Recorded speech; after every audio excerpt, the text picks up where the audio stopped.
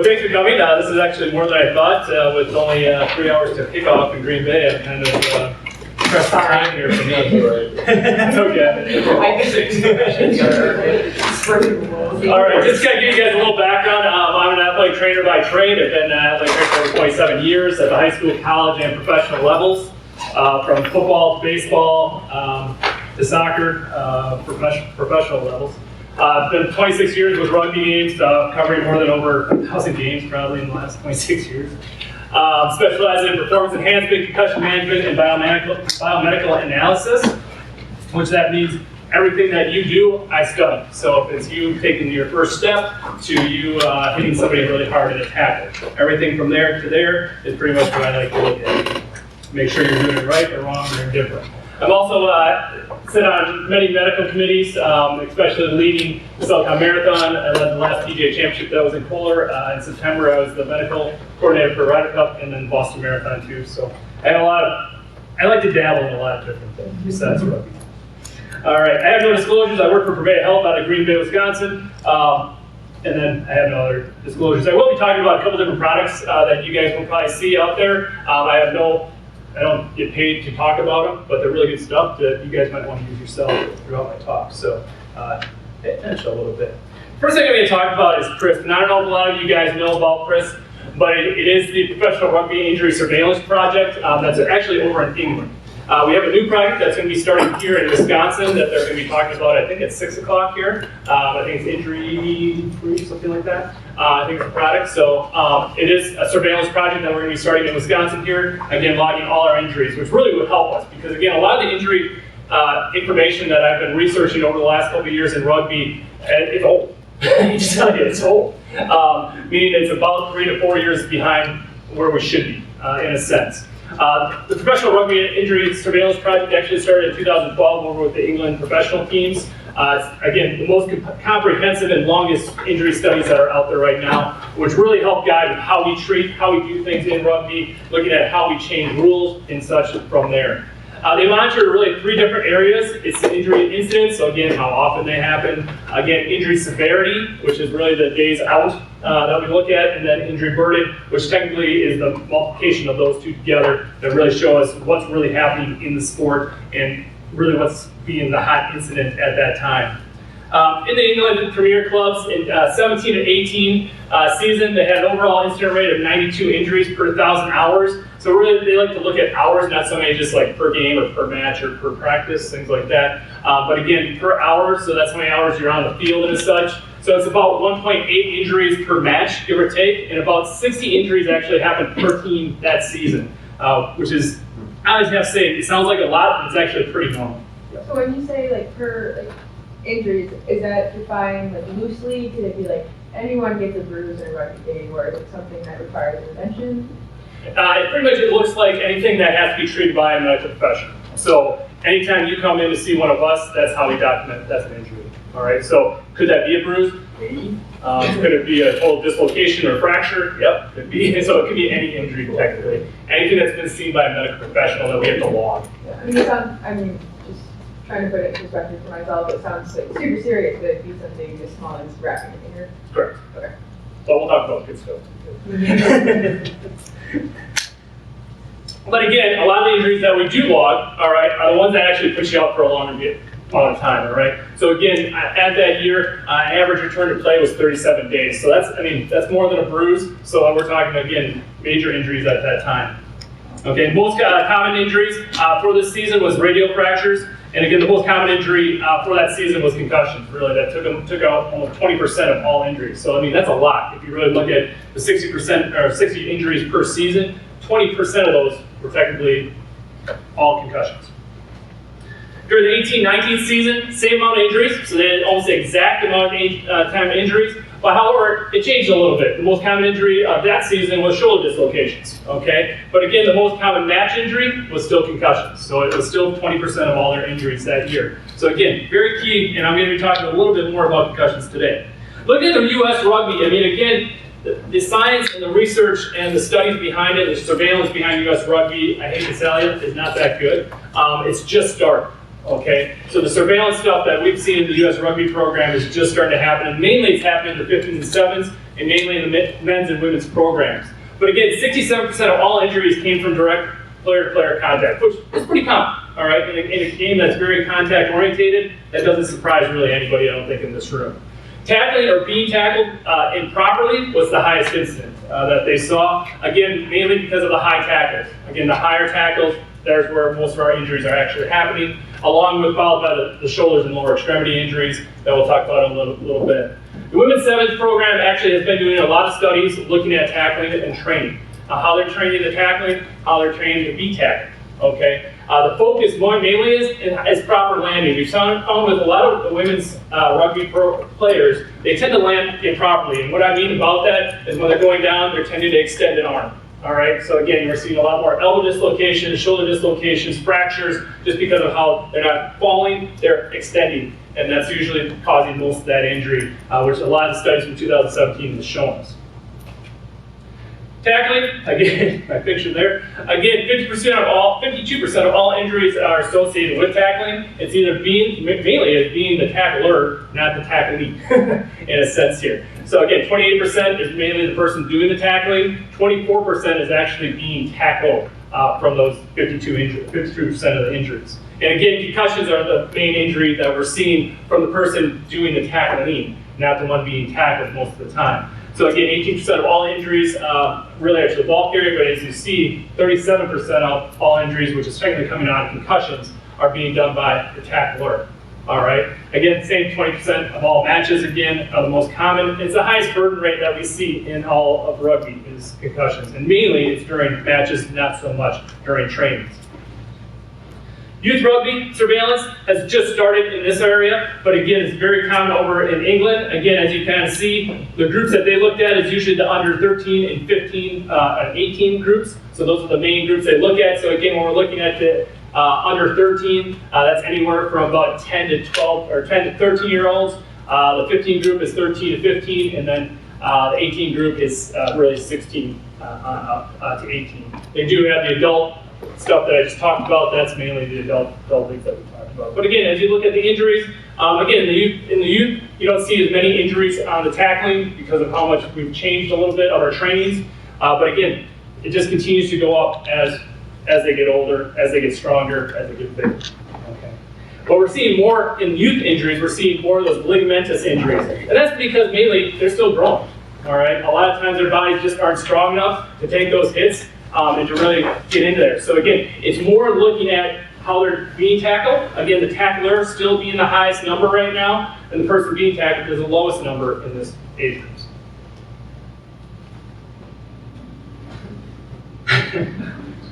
Yeah, that hurts a little bit. Again, youth rugby, concussions are still a high percent of the injuries that we're seeing. 61% of the concussions are, again, the tackler doing it, not so much the ball carrier from there. Again, tackle is still the most responsible for all youth injuries, from the ligament injuries to the concussions to strains and sprains from there. Looking at the injuries from looking at really professional or adult league, looking at from our youth league, again, head and neck are still the #1 injury that we see. Hamstring and calf injuries are usually more strains that we see in the professional leagues, and shoulder dislocations is really mainly our professional or adult leagues. Usually, like I said, with the youth, it's more the knees, ankles, looking at more just sprains, not so much serious injuries like ACL tears or fractures, dislocations, things like that, but it's more the sprains and strains that we see with them, along with the hands and wrists. We see a lot more fractures in the hands and wrists in the youth than we do see anything else. Is these studies, are they more looking at like incidence and not causation, or is that? Oh, okay. Yeah, they're looking at both. Are you doing causation coming up? Yeah. Okay. Sorry. But thanks for ruining my talk. And if I don't get to it, I'll tell you. All right. But again, it's interesting now looking at the causation or looking at the after effects of this. All right. Professional or adult leagues, you're looking at more concussions, all right, as the #1, but then the youth, you're looking at more as the #2 incident. All right. With sprains, I mean, yes, we did say in the last slide here, again, looking at hands and wrists were mainly the third one, but we see a lot more knees, ankles, and actually neck sprains and strains up in that lower half that we're seeing with a lot more of the youth, just because, again, it's not strong enough. And we'll talk about how we can prevent that as we're moving forward to make sure these injuries don't happen as much. Again, with the youth, it's more of a strength thing that we have to really talk about, and making sure their bodies are aware of what they're doing on the field and prepare them for that awareness out there. At the professional and adult levels, it's more looking at how they're hitting, because they are stronger, they are faster. You're going to see more of these injuries just like you do at all the professional levels of NFL to Major League Baseball to soccer to anything else that's out there that has that fast speed. In basketball, we see a lot of the same injuries. Again, looking at injury positioning, again, you're looking at your second row as being the most injured for the most part. Back row, front row, and inside backs, outside backs is as follows from there. But looking at that second row as being more your hitting row, that's not uncommon. So the biggest push right now, the World Rugby Association, and looking at just the world of rugby, is looking at the differences between concussions and versus brain health, because it is different. They're not the same thing. Okay, concussions are really looking at just more the signs and symptoms of what you really got going on. Looking at the recovery process. The recovery process, again, as many of you, I feel pretty well. Maybe you, Matt. I'm probably the oldest now in this room. You just brought the age up. Thank you. But looking at the recovery has changed so much in the last really 20 years, 26 years I've been in the profession. It's changed so much from really, can you say your name? Get back in there. All right, so now we're actually moving that out to make sure the recovery and treatments are so much more various now. Treatment for concussions has taken a whole huge step in the last five years that many of you, hopefully who have not had concussions, don't know about. But we've used so many different types of treatments for concussions now that we use from medications to therapies to vestibular therapies to behavioral health. There's so many different things that we can get people back faster now from concussions and more appropriately with concussions. And then really studying those long-term effects. Because again, concussions, yes, they've been around forever. But again, the studies have not been around forever. And that's the biggest piece to all of this. So the difference really between concussions and brain health is really, brain health is how we react, how we do things, how we feel. All right, as my little diagram over here, that's brain health right there. It's all the other things besides the symptoms, and that's really what concussions are, the symptoms. So looking at how we fail, how we affect to the environment, all right? Just a side story, I had a person who was pretty beat up due to a domestic violence issue, but came in for a concussion this week, all right? Usually the nicest person in the world, and she treated everybody like jerks, all right? Just to put it nicely, all right? I have another word for it, but she let us have it, and she's usually the nicest person in the world. All right, but again, it's her brain health that's been affected so much that her whole personality has changed. So again, looking at her emotions and her language and just how she socially perceived everything that was going on around her, she took it out on anybody. All right, I talked to her 3 days later. You would not believe it was the same person. It's just how the brain is starting to heal, and all of a sudden her emotions have settled and everything else is settled. So again, it can totally change a person's personality just like that. All right, depending on how they are. But again, brain health is what we're really focusing on, especially in the World Rugby Association. That's what we really want to concentrate on. One thing that we really have been concentrating on is dementia. All right, and dementia is more of an umbrella term. All right, there's a lot of different things that go underneath dementia. It's kind of the key word that's out there. However, you've probably heard of the other things that are under dementia. Because dementia is looking at really describing a series of conditions that affect the memory and how we're thinking and the abilities of that. Again, Alzheimer's, Parkinson's, CTE, you've heard a lot about CTE because, again, of all the suicides, and especially during the NFL players, when they retire, you see a lot of that. Frontotemporal dementia, Lewy body dementia, and the vascular dementias, which are the ones you probably haven't heard about a lot because they're kind of rarer, but those, the Alzheimer's and Parkinson's and CTE are kind of the ones you've probably heard about the most, okay? And a lot of with dementia, they start early in your life and you don't even know it. Okay, even with people who have not been in sports at all and have dementia, it does start really looking at their 30s and 40s. It starts really early in their life, and then you don't really see the effects until they get in their 50s, 60s, and 70s. All right. Some people, when they do have more trauma, tend to see these symptoms come in a little bit earlier.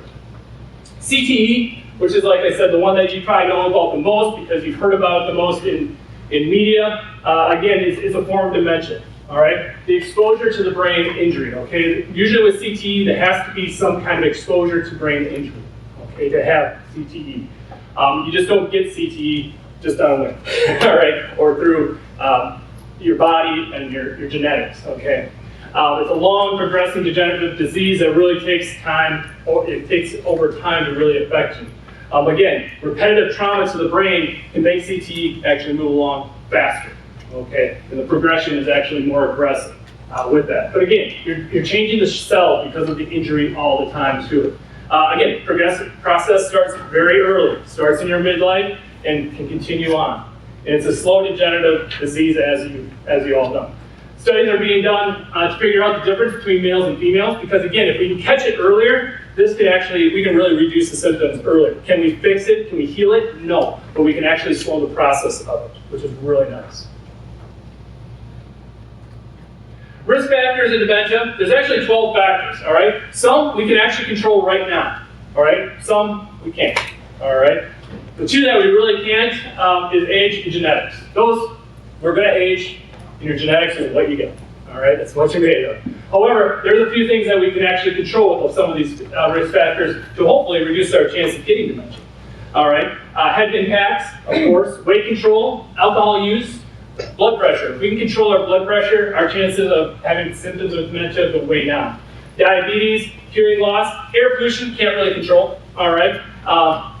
But where you live makes a big difference too with air pollution.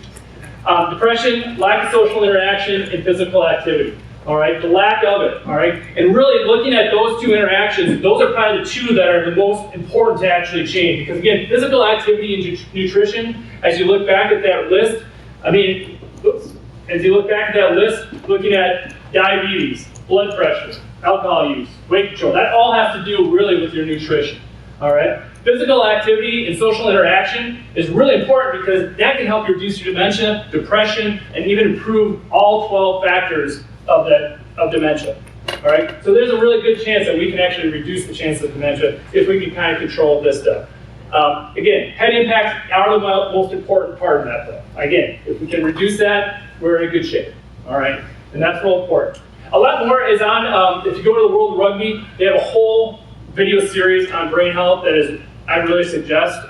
It's a great layout, very short videos, but if you check them out, they have a lot of information out there for this on really helping deter some of the dementia that's out there.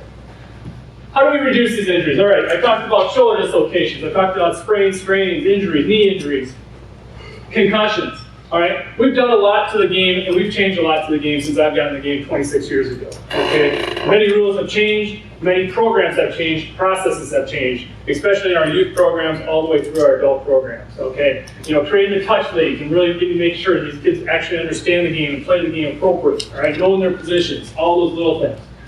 Teaching proper tackling. Again, I think that's something that we need to continue to work at. All right, I know a lot of kids that play football and play rugby. Okay.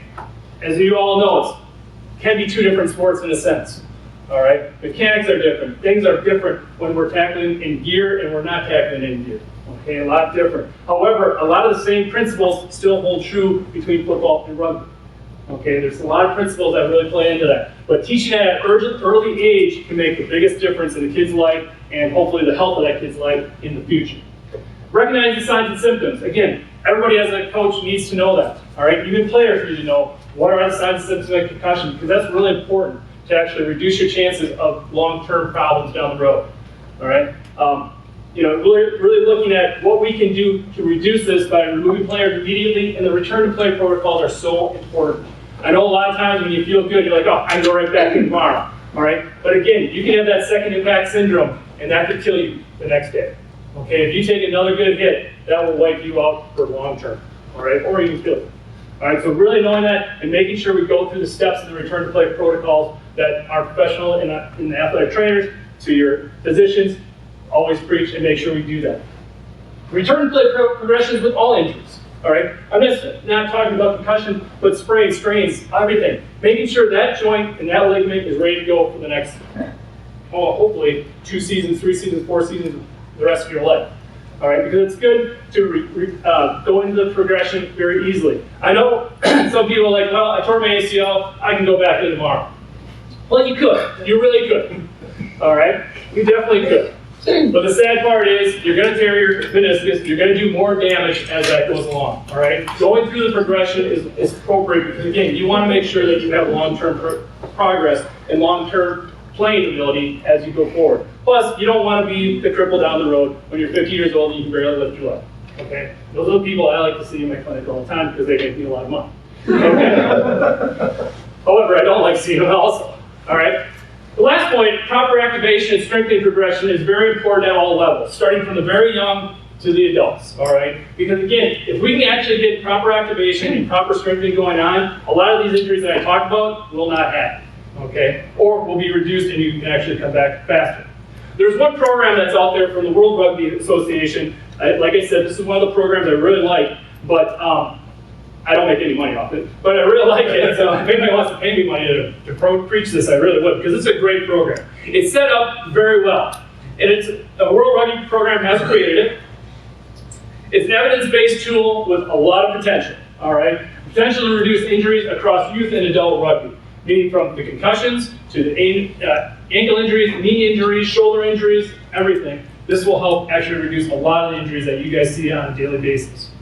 Concentration is to reduce those soft tissue injuries, just like we were talking about with bruises. But again, not just the bruises, we're talking about ACL tears, ankle sprains, wrist sprains, everything that we're talking about, even concussions, that this program can actually help reduce. And this program is set up between U13 all the way up through the professional league. All right? This program has actually shown that it actually has reduced soft tissue injuries by 20 to 40%, and even concussions up to 60% of the concussions has been reduced with this program. And this program has been around since about 2015, 2016, so it's not an old program, or a new program, I should say. It's a program that's been around and has been tailored and switched and changed over the years to make sure it continues to reduce these injuries. The benefits of this program, like I said, is really to control that general movement of skill, all right? We really want to make sure that people understand how to move, how to land, how to take off, how to jump, and make sure we're balanced as we come down. Because again, it's great to go up, but you have to come down, all right? So it's helping with balancing exercises and hopping exercises, conditioning. It works on your conditioning and your athletic performance, all right, along with body weight and partner exercises. So again, with this program, you do not need any equipment. All right, you can do this anywhere, any place. Again, physical robustness. So again, looking at your plyometrics, handling of forces in multi-planes, landing, sidestepping. Seems pretty basic, but again, the basics are what we need right now to reduce a lot of different things. There's a couple key things when we're working at this program, right? I'm going to show you parts of the program today. You can actually download this program on your own because it's a free program that's out there. There's no cost to this program. It's all out on the web for you. But there's 8 key cues that they really want you to concentrate on in all exercises, okay? And again, as you notice, it's all set up to rugby specific. However, this actually can be used for any sport, all right, which I found. Because a lot of the exercises are very universal for all different sports. But again, all the coaching cues are very important because again, you got to make sure that our head's up neutral, our head is lifted, chest is up, pinch our shoulders. Because when we keep our head up and we pinch our shoulders, what are we doing? We're activating our core. And that's where a lot of the injuries actually happen is when we're not activating our core, that's when a lot of things happen down below or up above. All right? If our core is actually activated, and that's what all these little cues are doing is activating our core to make sure we're in proper alignment so we're stacking our blocks. Okay? What does that mean? Well, if I have my body like this, I'm not really stacked up very well. All right? My back's curved, my butt's sticking out the back, my head's way up here. I'm not really stacking my blocks. However, when I engage my core and I lower my balance here, I'm stacking it right here, working up and down. So again, if I'm coming in for a tackle, I'm still stacked right here. I have a nice tight core moving forward. All right? When I'm in a motion, I'm still stacking my blocks because again, I'm keeping everything nice and solid. Everything's turned down. Once I stop that, or I get in a bad position, that's when everything can go haywire in a hurry. However, with the program, that's going to teach you how to land, make sure you get your blocks together so you can actually make another move. All right? A lot of women's injuries, especially ACLs, is a non-contact injury. All right? That's where we see a lot of ACLs from the women's side. All right? From the men's side, it's more of a contact injury. But over 60% of ACLs for women are torn as non-contact. Meaning they tried to make a cut, and they just collapsed. All right? Because again, most of the time that's because they're not stacked up. All right? They're not stacking your blocks. Does that bring back that flashback? No, it's funny. It was like, I'll just like break my own ankle and try to like do something to fall over. A cue that I was always taught growing up was head-heart hips. Yep. Keep your head in line with your heart, in line with your hips. Yep. And that does all of that for you. That does all that for you. Yeah, exactly. So again, making sure we're working at this, especially when we're doing different exercises. So again, looking at your hip, your knee, your ankle, all in line, just what you were just talking about, okay? So that's creating that balance, that they're working on these balance exercises. Knee over toes, all right? Your knee shouldn't be way up above your toes or anything like that. I always like to talk about soft knees because again, when you're soft on the ground, when you go up, you need to be soft when you come down. You can't be jamming yourself as you're landing, all right? Because that shoots right up your back. All right, so again, we got to make sure we're always landing soft, but again, we're always staying in our athletic position here. All right, doesn't matter how we're doing it, we're stacking it in line for that. With this program, we'll talk about the youth program and then we'll talk about the adult program. But again, these programs kind of interchange with what style or where you are in your progression as an athlete. Okay, so again, yes, they do have a youth program, but again, if your youth are moving up quickly, you can actually move to the adult program because it's very similar as they move forward. Okay, but again, with the youth program, again, our warm-up, this is a 20-minute program. This is not going to be for hours and hours and hours, all right? This is a 20-minute program that you can do every day to make sure your athletes are set to where they need to be. All right, first part is just a change of running, okay? Again, did it say just go run around the field? No, we're talking about a change of running. So again, we're getting them ready, prepared for a match, ready for training, whatever it is. Lower body balance exercises, again, making sure that we're stacking the box, making sure we're working on different balances, different planes, hopping in different areas. Resistance training, all right, we've got to make sure everything is activated. And we do simple resistance, we're not looking at squatting 1,000 pounds.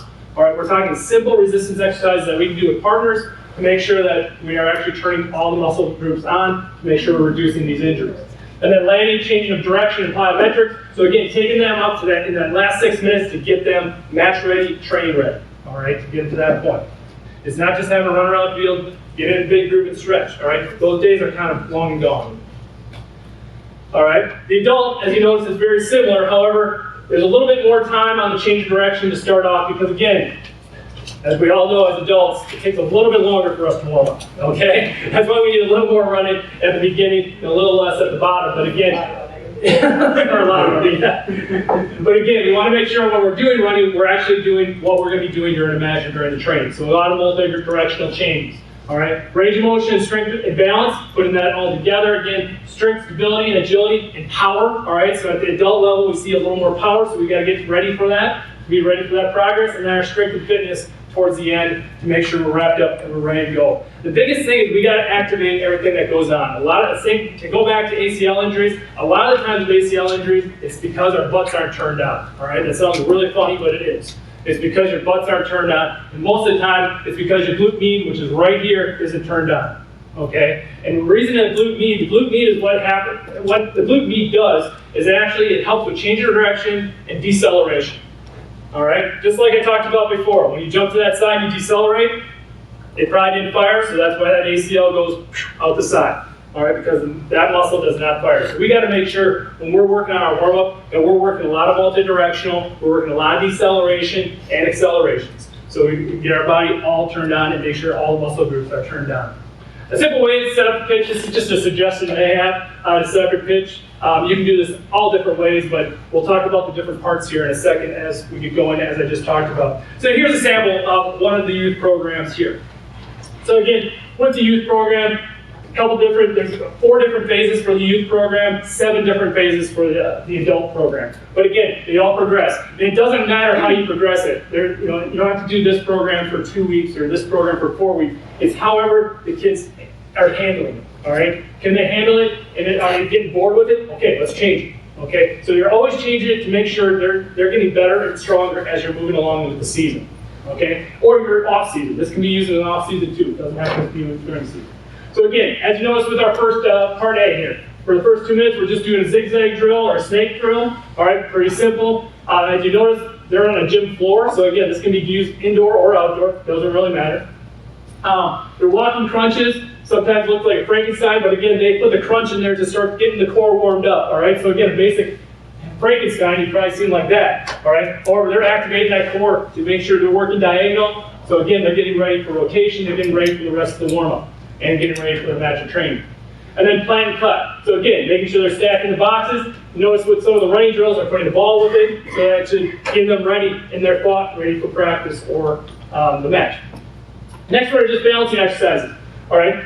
in part one, or phase one, they keep it pretty basic, all right? We're just balancing really basic stuff, all right? Most of the time, phase one is about only a couple days long, and you can get right to phase two, because again, we want to start moving in different directions with this, all right? But again, just like we talked about stacking the boxes when we're balancing, we're not balancing on a straight leg, all right? Because we don't play with a straight leg, or at least I hope you don't, okay?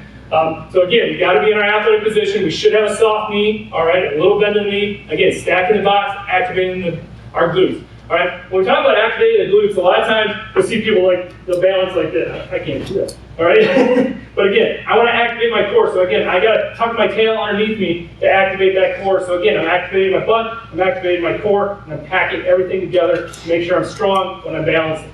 Okay, that'll reduce a lot of your knee injuries, a lot of your ankle injuries, just right there. Teaching them to go from here to here. All right, big difference. All right, and then just working on simple forward hops to a double leg stick. So again, when you're going forward, you're going to leap forward, but then you're going to land soft and land on 2 feet. Okay, and it doesn't matter. You don't need to jump all the way across the field. All right, it can just be a 2-foot hop. We want everything to be in control when we're working this first part of this program. Everything's in control. In the next phase, so again, looking at your part C now. So now we're looking at our activation of our core, getting our everything turned on. So again, just working on what they call them zombie squats with arms in front. All right, you can put your hands above. Doesn't matter where you want to put your hands. But again, just getting that body activated as they're coming down. As you notice with the squat, all right, this is a pet peeve of mine. A lot of people like to squat. I don't know if you guys can see me. I'm going to come over here. The knees, exactly. It's when they squat, I'm not seeing this. All right, or this, all right? You always see a lot of people come in here. The reason your knees collapse in is why? Glute medians, there it is. Yep, the glute medians are not turned on. We've got to pull those knees out, all right? And they should be sitting down. Like I always tell people, sit like you're sitting on a toilet, all right? Because most of the time when you sit on a toilet, you drop your butt back, and then you sit right down into that, okay? So sit it like you're sitting on a toilet. When you have your players do squatting movements, should they be doing it like they would if they're trying to lift heavy weight, or should they be doing it differently? It's the same either way. Okay. Because like when I sit in a chair, my knees are a lot closer together than when I'm trying to squat 500 pounds. You know? Right, yeah. So again, in that, really you should always, again, go back to what I just started with. Stack it like you're stacking your boxes, all right? If I have my legs like this, am I stacking my boxes? Not very well, all right? So I always like to say shoulder width, all right, to hip width. Okay. All right, so hip width is here, shoulder width is here. Well, I guess Right? So I always look at, how am I gonna hit somebody? Yeah. Am I gonna hit somebody like this? No, I'm gonna get trucked. Okay, so I want to make sure that I'm in a good athletic position to do my squats. So yeah, so I guess a little bit differently. I don't squat that long, so but I don't lift heavy weights. My feet are just outside my shoulders, but my knees are driving outwards. Mm-hmm. Everything should be going forward. Okay. Yeah. Because like you said, if I'm tackling or getting tackled, I wouldn't have my feet. Like, that's why I asked. Yeah, that makes sense. So yeah, make sure your feet are no more than really shoulder width when you're doing this. But again, one little exercise to do this is when they are doing their squats, and I always like to do this just to make sure they're activating their core, is when they go down, try to push them up top. Push them forward, push them backwards. If they can't hold you, they're not activating the core. All right? So that's the first thing they got to do every time they do a squat. Make sure they're, I don't want to say suck their belly button in, I don't like to do that. I like to actually just put my tail down and then squat down so I activate here so I don't collapse out. All right? Because that's the first thing they'll want to do is collapse out.